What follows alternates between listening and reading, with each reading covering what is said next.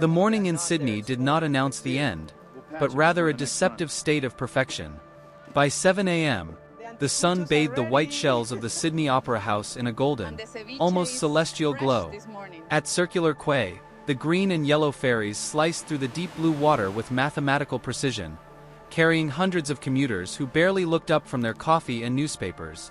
It was the very image of modern civilization, stable, secure, and seemingly invincible.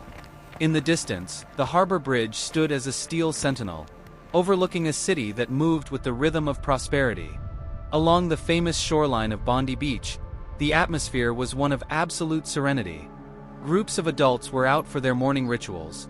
Joggers pounded the wet sand in a rhythmic cadence, and yoga practitioners held their poses against the backdrop of a waking ocean. In the water, surfers floated like silent sentinels on their boards, waiting for a swell that seemed to be dreaming.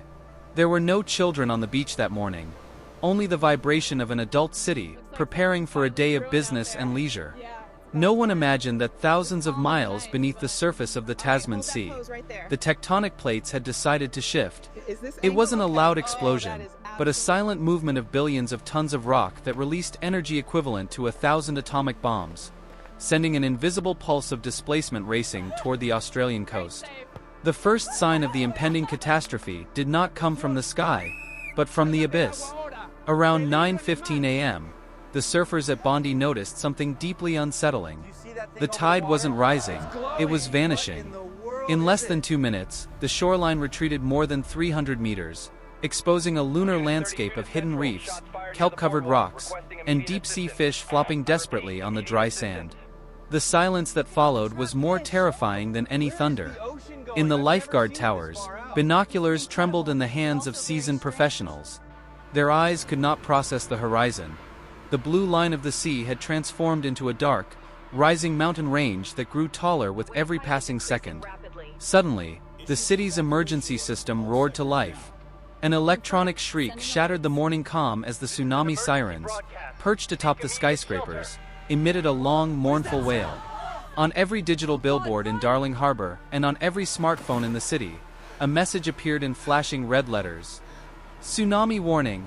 Immediate evacuation to high ground. This is not a drill. The police began to mobilize with frantic urgency, their patrol cars racing along the coast with loudspeakers blaring.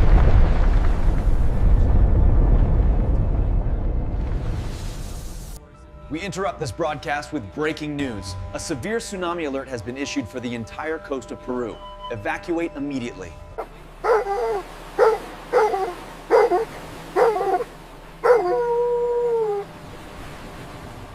Reroute auxiliary power now. We need stabilization. Systems failing, I can't maintain course.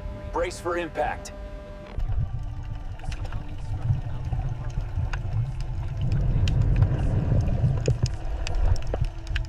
Do you feel that? What is happening? Oh my God, the sea is boiling!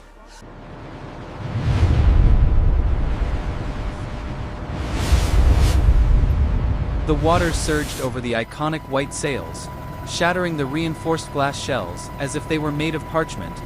The ferries, which minutes before were symbols of order, were lifted by the massive volume of water and hurled against the concrete wharves, turning into metal projectiles that crushed everything in their path. The water surged into the city streets with the velocity of a freight train. On George Street, the current carried massive red and blue shipping containers that had been torn from the port. These steel blocks acted as battering rams, smashing into the glass facades of luxury hotels and office buildings, creating a symphony of destruction and electrical explosions. People in the streets scrambled for the emergency stairs of the high-rises, while the water rose meter by meter in mere seconds. The roar was deafening, a chaotic mix of rushing water, grinding metal, and the groans of the city's infrastructure being pulverized. The skyscrapers became glass islands surrounded by a wild, brown river of mud, urban furniture, vehicles, and the wreckage of a normal morning, under a sky that had turned charcoal gray, punctuated by torrential rain and fierce lightning. The tsunami showed no signs of relenting. It pushed deep into the urban core, flooding underground parking garages and subway tunnels, trapping the modern world under a layer of marine oblivion. The sea was not just advancing, it was repossessing the land. The pressure of the water was so immense that it buckled the asphalt of the streets from beneath, and large sharks and deep-sea creatures were swept into the lobbies of five-star hotels. High above, the screams of the wind vied with the desperate shouts of those stranded on upper floors, watching as their city disappeared beneath a churning, violent tide. By noon, the roar had subsided into a somber, heavy splashing. The water began to retreat slowly, but what it left behind was not Sydney. It was a graveyard of concrete, salt, and mud. The silence that settled over the city was heavier than the wave itself. From the air, the view was harrowing.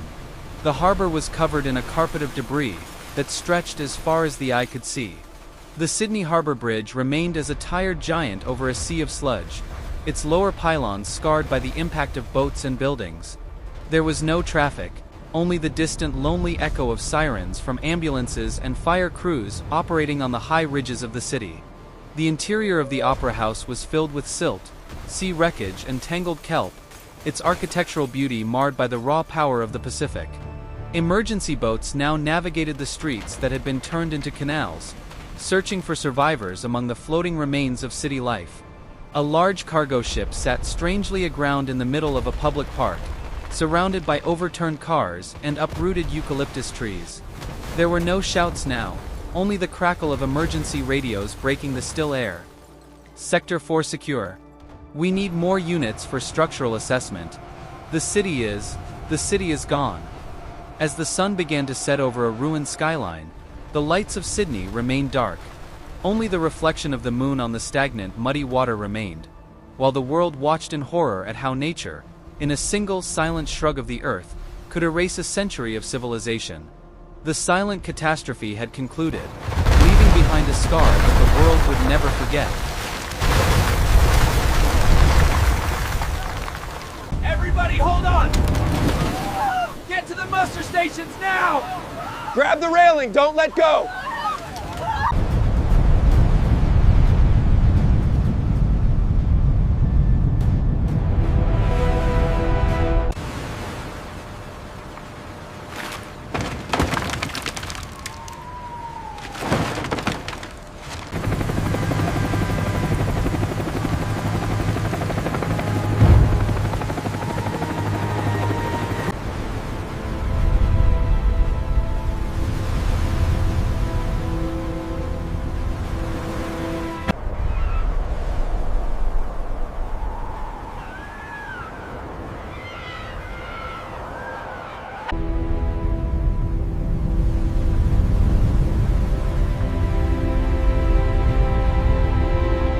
It's okay, ma'am. Just breathe. We're gonna take care of you. You're gonna be fine. Let me take a look at that cut.